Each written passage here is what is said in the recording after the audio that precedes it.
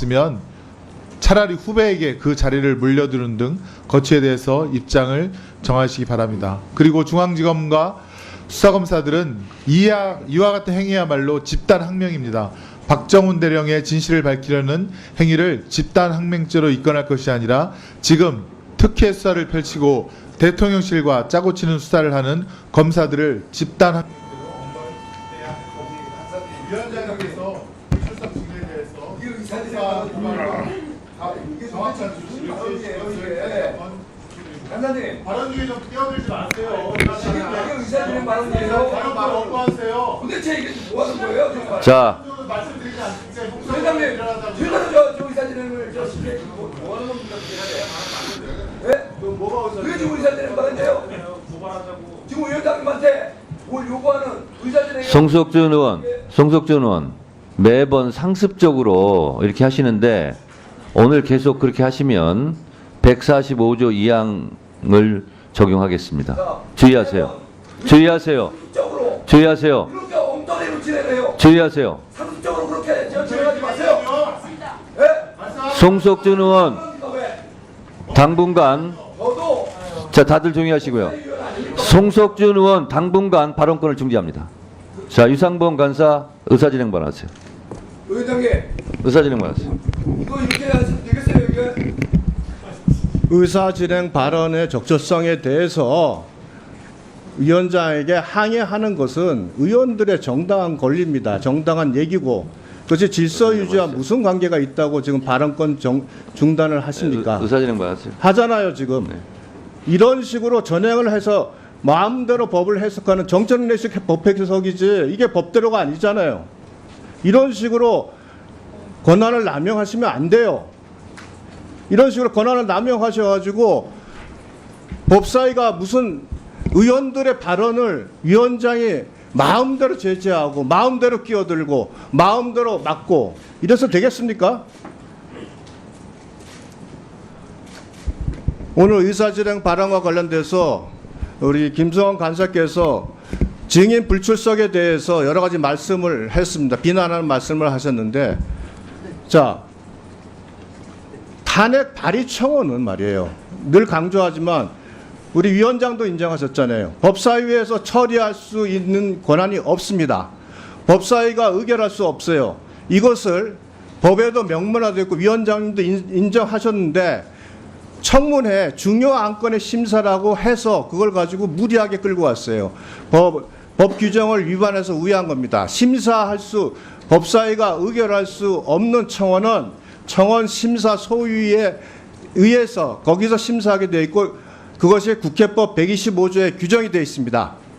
지금 이와 같이 불법적인 탄핵 발의 요청 청원을 진행하는 것에 대해서 증인들이 정당하게 그 부당성을 항의하면서 불출석한 겁니다.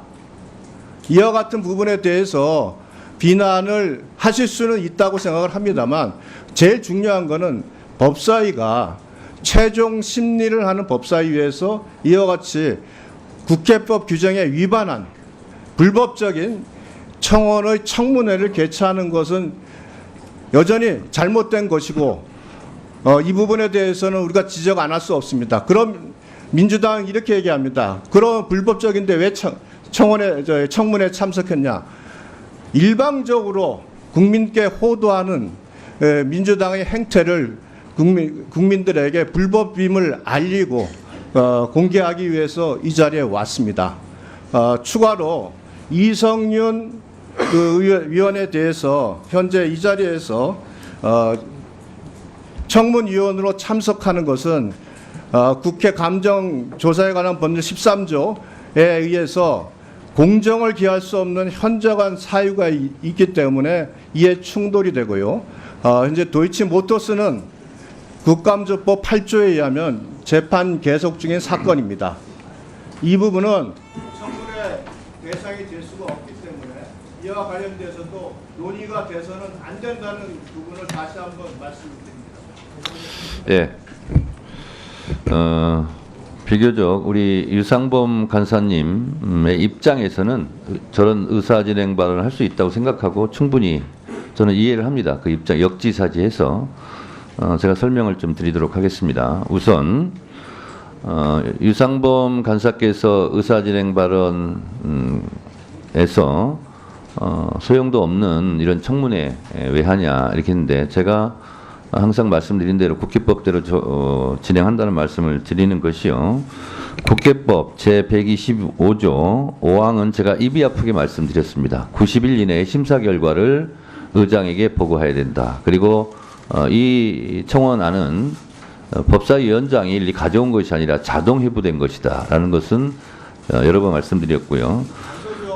그 125조에 보면 7항을 읽어드리겠습니다. 위원회에서 본회의에 부의하기로 결정한 청원은 의견서를 첨부하여 의장에게 보고한다 이렇게 되어 있습니다.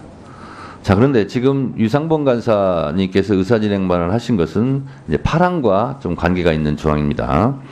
위원회에서 본회의에 부의할 필요가 없다고 결정한 청원은 그 처리 결과를 의장에게 보고하고 의장은 청원인에게 알려야 한다. 이 내용이 뭐냐면, 말씀드린 대로 이번 청문회는 탄핵 심판 절차를 밟는 것이 아니고 청원 심사를 하는 것인데, 청원 심사 내용이 하필이면 대통령 탄핵소추안 즉각 발의 요청인 것뿐입니다. 그래서 이거를 우리가 심사를 해서 우리 법사위원이 18명밖에 안 되기 때문에 탄핵 발의 요청 숫자가 안 됩니다. 그래서 그건 할 수가 없어요, 실질적으로. 그렇다면 이 청원에 대해서 우리가 청문회를 하고 이렇게 심사한 결과 이러합니다 라고 의장에게 보고하고, 그리고 본회의에 부의할 수는 없습니다 라고 보고하고, 그러면 의장이 이 청원인에 대해서 법사위에서 청문회 등 심사 결과를 한 결과 이러하다라고 알려주면 우리가 국회법대로 처리하는 것입니다. 그래서 그 절차를 처리하는 과정에 있다 이렇게 말씀을 다시 한번 드리고요. 이성윤 의원 부분에 대해서는 저는 법사위원으로서 그러면 제척해야 된다, 배척해야 된다 이런 주장이시고, 그러면 사부임을 해야 되는 그런 상황입니다. 자, 그런데 제가 객관적으로 보기에 이성윤 의원이 이 부분에 대해서 승복할 것 같지도 않고, 또 여야 간사 합의가 될 것 같지도 않고, 그러면 이것이 자꾸 꼬리에 꼬리를 물게 되는 것이, 그러면 이성윤 의원은 보나마나 추진우 의원을 또 물고 늘어질 가능성이 대단히 높습니다. 제가 예측하기에. 그러다 보면 서로 공방정만 하고 시간만 끌지 않을까 이런 생각이 들고, 또 예측컨대 유상범 간사님 의사진행 발언 과정에서 이성윤 의원님 얘기가 나왔기 때문에 분명히 보나마나 또 신상 발언을 또 신청할 거예요. 그러면 또 거기서 공방전이 이어지고 그렇습니다. 그래서 제가 봤을 때는 주장하시는 것은 자유입니다. 그렇지만 실질적으로 실현이 가능하지 않은 부분은 가급적이면, 기왕 이렇게 우리가 청문회까지 와서 지금 진행하고 있는데 주장은 할 수 있고 의사진행 발언을 할 수 있다고 봅니다만, 가급적이면 자제해 주시는 게 좋고, 요 정도로 우리 유상범 간사님 의사진행 발언에 대해서는 아주 정중하고도 친절하게 제가 제 답변을 드렸습니다. 그리고 유상범 간사께서 의사진행 발언 내용과 부합하지 않다, 그러니 거기에 맞게 해달라는 요청은 저 또한 100% 동의합니다. 그래서 가급적이면 우리 의원님들께서